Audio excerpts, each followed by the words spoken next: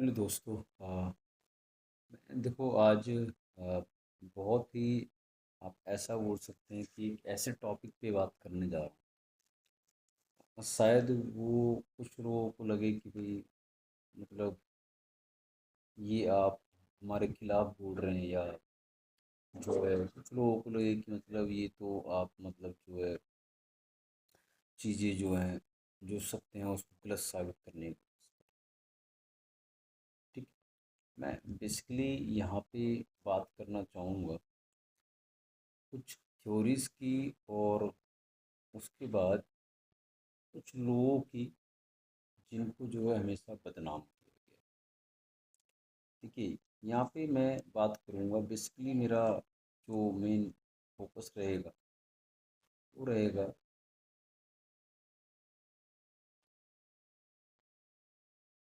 Brahmins पर। ठीक है। ब्राह्मण्स पर मेन फोकस रहेगा। ठीक है। शायद कईयों को ये बात अच्छी न लगे, लेकिन इन रियलिटी ब्राह्मण्स को एक तरह से एक क्रूर, ऑप्रेसिव, दूसरों को दबाने वाला दिखाया गया, पर ऐसा है नहीं है। हाँ, ये ज़रूर है कि पहले भी और आज भी नॉलेज नॉलेज के मामले में आज भी और पहले भी टॉप पर है। ठीक है। और शायद पहले के टाइम में तो कुछ ज़्यादा ही थे। और जनरली आप कुछ लोग इस चीज़ को जानते हों या ना जानते हों, लेकिन जो ये ब्राह्मण्स या क्षत्रिय, शूद्र, वैश्य, ये जो थी ये वर्ण व्यवस्था, इसको माननीय श्री अंबेडकर जी ने भी अपनी किताब में लिखा है कि जो आज की आफ्टर ब्रिटिश, मैं सही वर्ड यूज़ करूँ तो ब्रिटिश काल के टाइम पे जो वर्ण व्यवस्था को दिखाया गया या उसको एक तरह से फैब्रिकेट किया गया, मैं सिंपली अगर बात करूँ तो वो वाली वर्ण व्यवस्था वो वैदिक काल की वर्ण व्यवस्था से अलग है। ये किसने कहा है? ये अंबेडकर जी ने भी अपनी किताब में कहा। ठीक है। तो ब्राह्मण का रिलेशन वहाँ पे किसी कास्ट से नहीं था। वो एक पोजीशन की बात की जाती थी कि जो भी नॉलेजेबल है, किसी भी क्लेन का हो, किसी भी जगह का हो, वो ब्राह्मण या नॉलेजेबल पर्सनैलिटी के रूप में जाना जाएगा। फिर सेम चीज़ अगर आप बात करेंगे क्षत्रिय, जो लड़ने के काबिल है, जो लड़ता है, जो रक्षा करने का काम करता है, वो क्षत्रिय क्लेन का काउंट किया जाता है। जो वैश्य, व्यवसायिक है या किसान है, वो वैश्य क्लेन का था।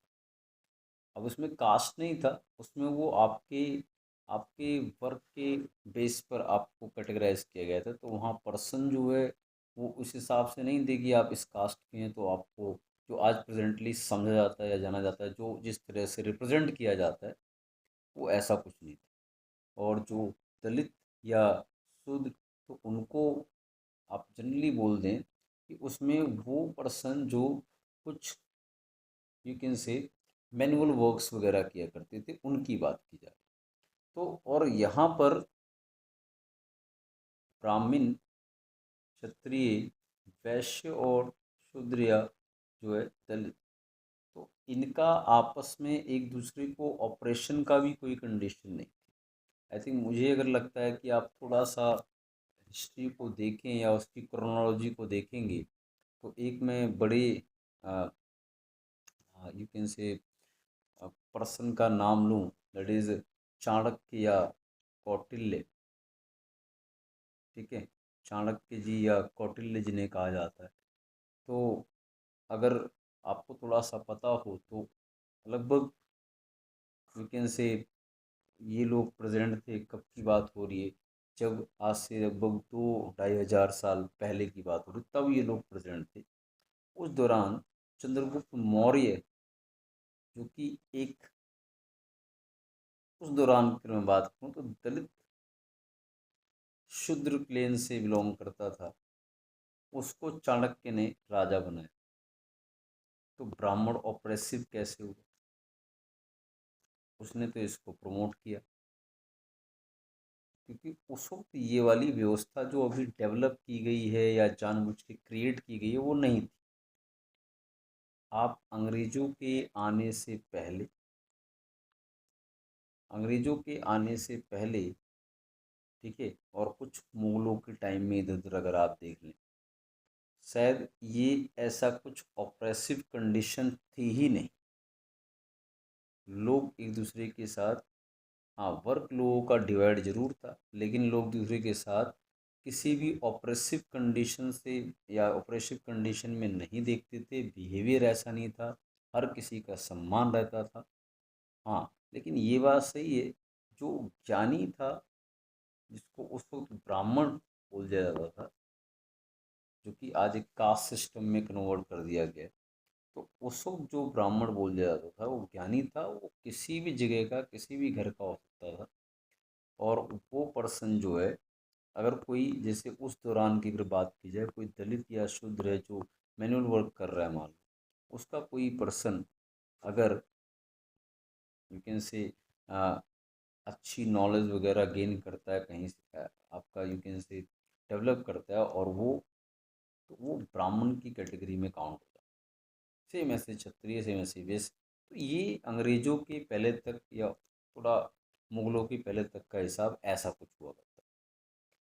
ठीक है, तो ये जो ऑपरेसिव कंडीशन डेवलप करना, थोड़ा एक दूसरे के प्रति यू कैन से कि एक दूसरे के लिए घृणा पैदा करना, ये सारा वर्क बहुत अच्छे से इसको फैब्रिकेट किया ब्रिटिश ने। ठीक है, ब्रिटिश ने बहुत अच्छा फैब्रिकेट किया उसमें। जैसे उनका क्या था कि भाई वो, उन्होंने कास्ट बेस्ड वोटिंग सिस्टम रखा। ठीक है, उन्होंने उसके बाद जो है यू कैन से कि शायद अब उस वक्त हर चीज़ शायद मेंशन ना हो, लेकिन ऐसा ज़रूर है, जो लोग उस वक्त कुछ ब्राह्मण क्लेन के, मान लो, जो एक वंशानुगत चलता आया उसको लोग मानने लग गए। ठीक है, ऐसे ही दलित, वैश्य, क्षत्रिय, जो भी वंशानुगत चलता है क्रिएट होता गया उस दौरान। तो तब भी एक दूसरे से डिफरेंसेस नहीं थे, डिफरेंसेस तब भी नहीं थे, ऑपरेशन की कंडीशन तब भी नहीं थी कि ऑपरेसिव बिहेवियर था, ब्राह्मण क्षत्रिय दबाने का काम करते थे, ऐसा कुछ नहीं था। जब अंग्रेज आए तब इन्होंने, इनका एक पॉलिसी थी ना, divide and rule, you can say उस पॉलिसी पे वर्क किया है। और सिंपल, ब्राह्मण्स को अलग provoke, you can say provoke किया कि ये छोटी जात के हैं। दलित को अलग से प्रोवोक किया, तुम्हें नीच जात का बोलते हैं ये ब्राह्मण या क्षत्रिय। फिर वैश्य को अलग प्रोवोक किया। मीन्स जो भी ये कंडीशंस क्रिएट की गई वो इन्होंने की। अच्छा, ब्रिटिश का एक सबसे बढ़िया हथियार जो था, और मुझे लगता है कि कहीं ना कहीं हमारे यहाँ लोगों की समझ उतनी विकसित नहीं थी उस दौरान भी, या आज भी मैं कहूँगा बहुत लोगों की समझ विकसित नहीं है, इसलिए वो एक ब्रिटिश का या यू कैन से जर्मन का मैक्स मूलर करके एक साइंटिस्ट या यू कैन से कुछ राइटर टाइप था, उसने प्रपोज की थी आर्यन इन्वेजन थ्योरी। ठीक है, और इस थ्योरी के हिसाब से क्या बताया कि भाई जो ब्राह्मण, क्षत्रिय, वैश्य, ये लोग, ये सब आए थे, जो भी आज हायर क्लेन के बोले जाते हैं। खैर, ये चीज़ें पहले कभी थी नहीं, ये डेवलप करवाई गई इन्हीं के थ्रू। ठीक है, तो ये जो है आर्यन वगैरह जो थे, ये आए थे सेंट्रल एशिया से कहीं, और यहाँ आके जो भी प्रेजेंट थे, जिनको कई लोग अपने आप को फिर मूल निवासी उस बेस पे काउंट करते हैं, जबकि वो इन रियलिटी कुछ समझना नहीं चाहते, ना पढ़ना चाहते, बस वो एक चीज़ को, एक धारणा को अपने दिमाग में बैठाए हुए, और वो आर्यन इन्वेजन थ्योरी जो कि एक फॉरेनर ने दी है। समझिए, फॉरेनर की दी थ्योरी पे बहुत बिलीव रहता है, फॉरेनर की दी कॉन्सेप्ट पे बहुत बिलीव रहता है। अपने घर की थ्योरी कॉन्सेप्ट पे कोई बिलीव नहीं, और उस आर्यन थ्योरी का कोई बेस नहीं है। अब सीधी बात, अगर कोई कहीं से आया होगा, ऐसा तो नहीं है सभी लोग चले आए होंगे। अरे जो, अगर अभी हम लोग इंडिया से निकल के, कुछ लोग जैसे ऑस्ट्रेलिया चले गए, कुछ कनाडा चले गए, कुछ अमेरिका चले गए, कुछ कहीं और रह रहे हैं, तो वो अगर इंडियन ओरिजिन के हैं, वहाँ उनको लोग कहेंगे इंडियन ओरिजिन के हैं, तो क्यों कह रहे हैं? क्योंकि उनको पता है एक लार्ज डायस्पोरा इंडिया में रहता है उनका। अगर आर्यन वहाँ से सेंट्रल एशिया से आए, तो उनका भैया लार्ज वो डायस्पोरा गया कहाँ? फिर एक भी पर्सन नहीं बचा। और अब तो बहुत सारे दूसरे साइंटिस्टों ने भी आर्यन इन्वेजन थ्योरी को बिल्कुल मिथ बता दिया। और ये पूरा कहीं ना कहीं एक तरह से ब्रिटिश की, या जो भी कॉलोनियल, जो भी ये थे colonial, you can say leaders, जो कॉलोनी बनाते थे, चाहे जर्मनी हो, चाहे ब्रिटिश हो, चाहे बात करें फ्रांस की, ये लोग जो थे, ये लोग ये माइंडसेट क्रिएट करते थे, और उन्हीं के बेस पर उन्होंने वो आर्यन इन्वेजन थ्योरी प्रपोज की। ये तो हमें समझना चाहिए ना कि भैया ये कोई थ्योरी कहाँ से ले आए। आप किसी फॉरेन राइटर है या साइंटिस्ट है, उसकी थ्योरी पे आपने बड़ा, मतलब उसने बस एक बात लिख दी, और आपने कॉन्सेप्ट क्रिएट कर दिया कि you are Aryans and we are non Aryans and we are मूल निवासी। आप कहीं और से आए हैं, तो जहाँ से आए हैं आर्यंस, आप नॉन आर्यंस हैं सपोज, जहाँ से ये आर्यन आए हैं, तो ठीक है, क्लीन डिवाइड है, थोड़ा वो दिखता है, नॉन आर्यन द्रविडन, ये इसमें डिवाइड होता है, थोड़ा दिखता है, थोड़ा क्लीन में फ़र्क आता है, बट ये आर्यन द्रविडन सब इसी भारत के ही पार्ट है हमेशा से। तो आर्यन जब अगर कहीं और से आए, तो उनका कुछ डायस्पोरा कहीं और भी तो दिखना चाहिए, वो तो नहीं दिखता कहीं। तो ऐसे कैसे हो सकता है? पूरी फ्लॉप थ्योरी है, मिथ थ्योरी है, और इस पे लोग आज भी बिलीव कर रहे हैं। और सोचिए उनका इस तरह से दिमाग वो हो चुका है, आप उस लेवल पे समझिए कि वो जो है, कुछ लोगों की किताबें ती हैं, सोचो वो जो क्रिएट करके गए डिवाइड एंड रूल का कॉन्सेप्ट ब्रिटिश, उसको फिर लोगों ने आफ्टर इंडिपेंडेंस बहुत हवा दी और उसको मेंटेन रखा। तो एक फॉरेनर की थ्योरी पे पूरा बिलीफ सिस्टम क्रिएट कर दिया भारत के लोगों, और उससे आज सिचुएशन ये है कि Brahmins are hating Dalits, Dalits are hating Brahmins, Kshatriya, ये मतलब जितने भी लोग हैं हमारे यहाँ, जो इंडिया के हैं, भारत के हैं, जो कि सारे भारत के मूल निवासी ही हैं। आर्यन क्लेन अगर बोलते हैं, बोल दीजिए आर्यन, और जो द्रविड़न या मूल निवासी, सब all are from Indian land. इनका ओरिजिन भी यही है, यहीं रहे हैं और यहीं से ही रहे हैं हमेशा, कहीं और से नहीं आए। तो उन, जो लोग इतना, मतलब उनको इस तरह से भड़काया गया, समझाया गया कि वो लोग जो है, जो नेगेटिव एनर्जीज के स्वामी बोले जाते हैं, राक्षस बोले जाते हैं, उनको वो लोग अपना सम्राट के तौर पे एकदम रिप्रेजेंट करते हैं। आप समझिए, मतलब जो नेगेटिव एनर्जी हैं, नेगेटिव लोग थे, उन लोगों को अपना वो पूर्वज तक घोषित करने को तैयार हैं।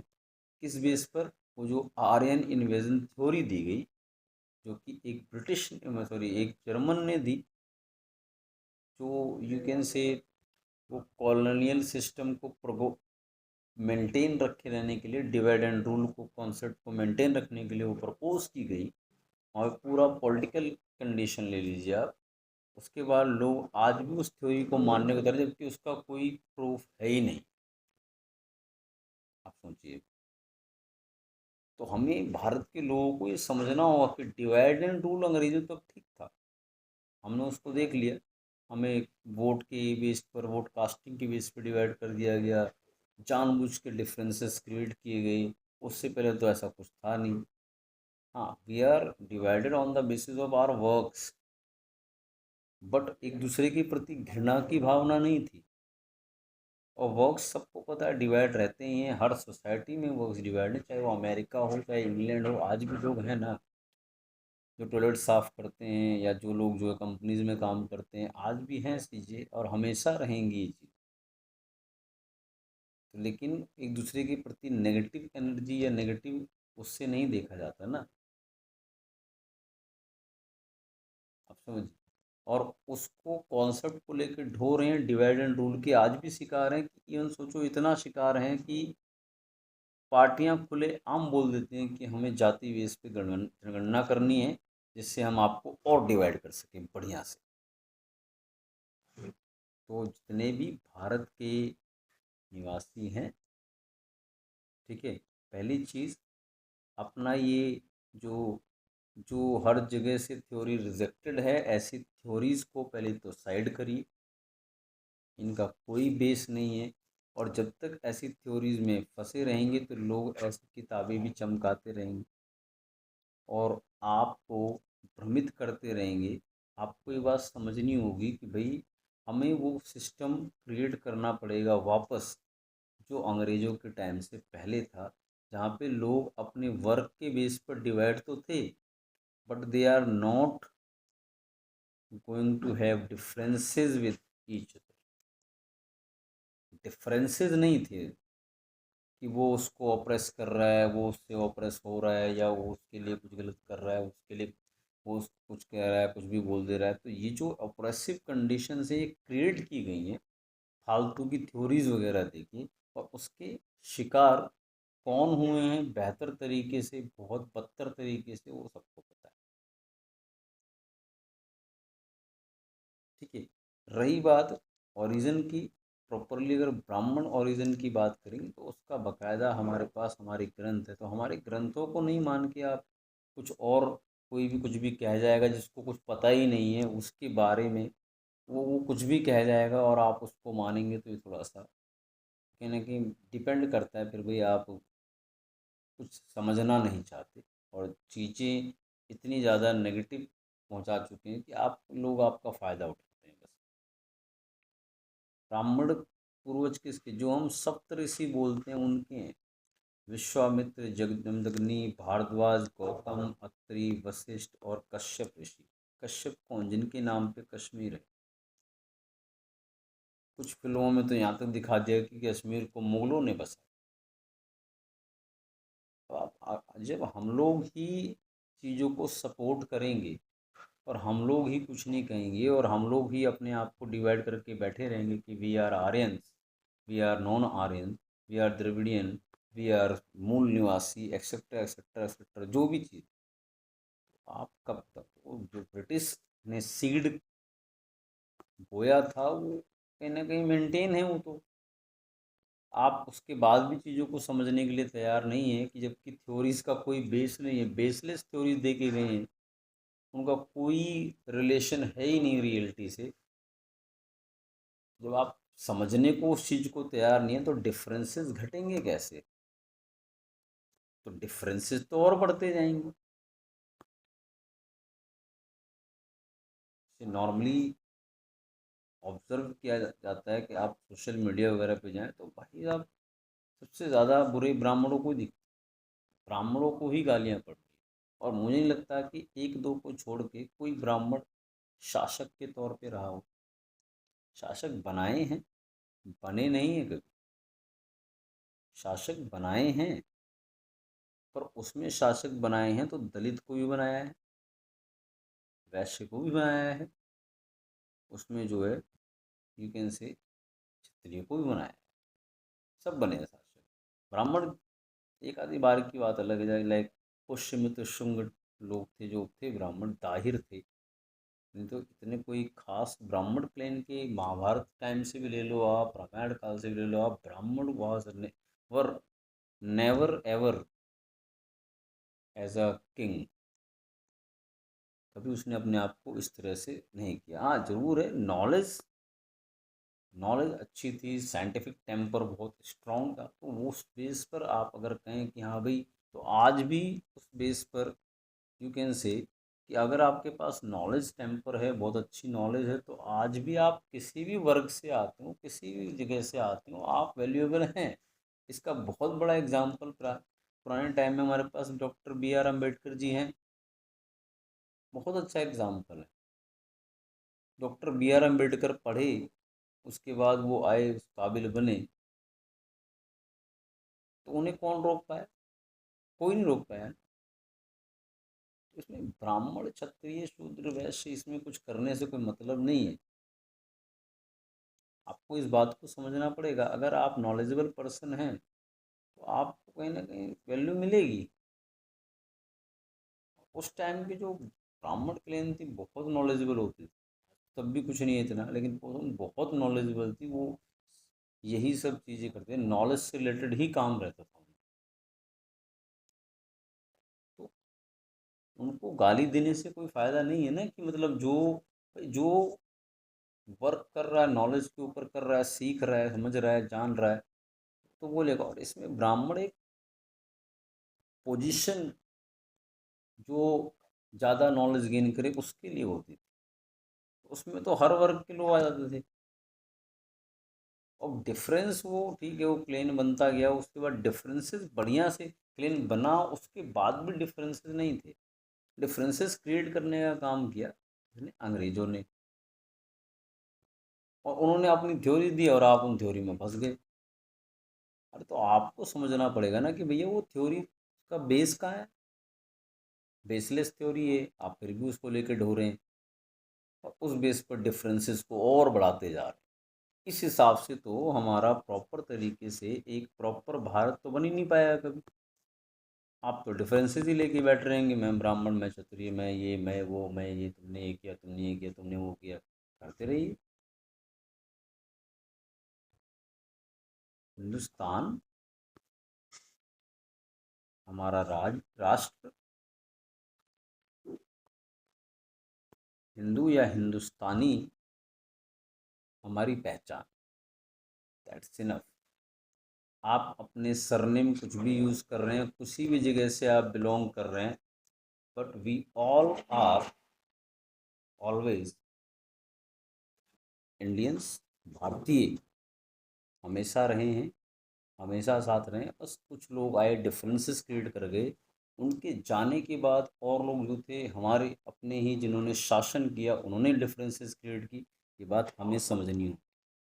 जब हम सब लोग इस बात को समझेंगे तो शायद, चाहे कोई ब्राह्मण हो, क्षत्रिय हो, शूद्र हो, वैश्य हो, कोई और हो, कोई भी हो, आदिवासी हो, कोई भी हो, हम एक दूसरे से डिफरेंसेस को ख़त्म करने की ओर काम कर सकते हैं। नहीं तो ऐसे ही ये चलता रहेगा, और डिफरेंसेस और बढ़ते जाएंगे, और लोग इसी बेस पर अपने वोट काउंट करते हैं। क्योंकि जो कुछ पॉलिटिक्स में लोग ऐसे हैं जिनको कोई मतलब नहीं है कि आपके डिफरेंसेस बढ़ते हैं कि नहीं बढ़ते हैं। हमारा भी ये काम होना चाहिए। चाहे मैं तुम्हें जातियों में, क्या मैं तुम्हें तुम्हारी जातियों के अंदर भी जातियों में डिवाइड करूँ, सब कैटेगराइज कर दूंगा, तब भी मुझे मतलब नहीं, मुझे वोट से मतलब है। तो हमें थोड़ी राजनीतिक मंशाओं को समझना पड़ेगा, और हमें खुद दिमाग लगाना पड़ेगा कि यार क्या हम सोच रहे हैं। हम एक मंच पर आके क्यों नहीं समझ सकते इस बात को, कि किस बात का ऑपरेशन, ऑपरेशन मीन्स किस बात का दबाव है एक दूसरे पर, किस लिए हम घृणा एक दूसरे से कर रहे हैं, क्यों कर रहे हैं। और कभी ब्राह्मणों को गालियाँ दे रहे हैं, कभी किसी को गाली दे रहे हैं, कभी वो उनको दे रहे हैं, वो उनको दे रहे हैं, दूसरे को गालियाँ दे रहे हैं। मैं देखता हूँ सोशल मीडिया पे वीडियो बना के डाल रहे हैं, ये है ब्राह्मण, ये है, इसने ये कर दिया, वो कर दिया, गालियाँ दिए जा रहे हैं। फिर उसके बाद कोई ब्राह्मण क्लैन का होगा, वो कुछ और गालियाँ दे रहा है, फिर वो उसको गाली दे रहा है, वो उसको गाली दे रहा है, कोई छतरी को दे रहा है, छतरी उसको दे रहा है, यही सब चल रहा है। जो हमें समझना पड़ेगा कि इसका जो सीड बोया गया था ब्रिटिश काल में, वो हमें अब ख़त्म करना पड़ेगा।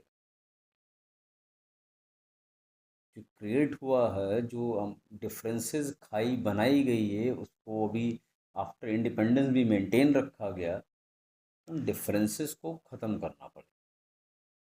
और उसके लिए हमें इस बात को समझना पड़ेगा कि जो थ्योरी ये बेफालतू की, जिसके बेस पर हम अपने आप को क्लासीफाई करने बैठे हैं, वो भी फॉरेनर्स की थ्योरी पे, हमें उन थ्योरीज के बियॉन्ड जाके समझना पड़ेगा कि इसमें रियलिटी कितनी है और इसमें फेकिज्म कितना है, कितनी फेक है कितनी रियलिटी है। वर्ल्ड लेवल पे लोग मान रहे हैं कि ये फेक थ्योरी है और आप उसको लेके बैठे पड़े। ठीक है, चल, थैंक यू। थोड़ा सा देश को एक करने के ऊपर मैं सबसे रिक्वेस्ट करूंगा कि देश को एक करने के ऊपर वर्क करें, देश को एक करें। अब ये इसके लिए मैं सिंपली बात करूं क्योंकि ये चीज़ें ऐसी देखी गई बहुत सारी, मैंने भी देखी वीडियो वगैरह, तो इसमें बहुत ज़्यादा ब्राह्मणों के प्रति घृणा भरी जाती है। थोड़ा सा इसलिए जो है मैंने इस चीज़ को आपके सामने रखा। ठीक है, ओके। और सब एक साथ मिलके रहेंगे तो शायद हम बहुत बड़ी पावर है और बहुत knowledgeable person you can say country में आते हैं, हम बहुत कुछ कर सकते हैं। Otherwise divide and rule game में अगर आप प्यादे बने रहेंगे तो अपना फिर देखते रहिए, ऐसे ही चलता रहेगा और हम लोग लड़ेंगे मरेंगे कटेंगे, पॉलिटिक्स अपना फ़ायदा उठाएगी, सब कुछ चलता रहेगा। ठीक है, थैंक यू। तो जो लोग ये डिवाइड एंड रूल का आज भी वर्क कर रहे हैं कि भैया ये इस जाति का उस जाति का उस जाति का उस जाति का, हम जाति ही बांट देंगे सबकी, सब कितनी कितनी जाति किसकी, ये बताएंगे, ये करेंगे वो करेंगे, प्लीज़ उन लोगों से क्लियरली आप बोलिए कि भैया तुम जाति में ना बांटो, तुम क्या करोगे ये बताओ बस। हमारे लिए स्कूल बनाओगे, सड़कें बनवाओगे, हॉस्पिटल बनवाओगे, ठीक है, हमारे बच्चों की एजुकेशन दिलवाओगे, उनको नौकरियां दिलवाओगे, उनके लिए काम करोगे, उनके लिए वर्क करोगे, उनका मानसिक तनाव नहीं होगा, उनका मेंटल हेल्थ ठीक रहेगी, इनके लिए क्या वर्क कर रहे हो आप ये बताओ, ये जाति वाति छोड़ो। ओके, चलिए, thank you, all the best.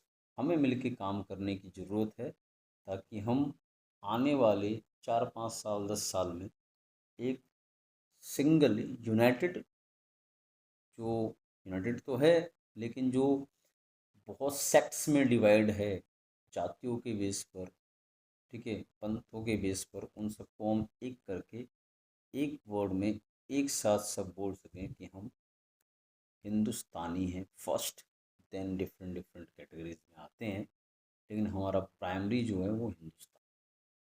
Okay, thank you all of you. जय हिंद, जय भारत, वंदे मातरम।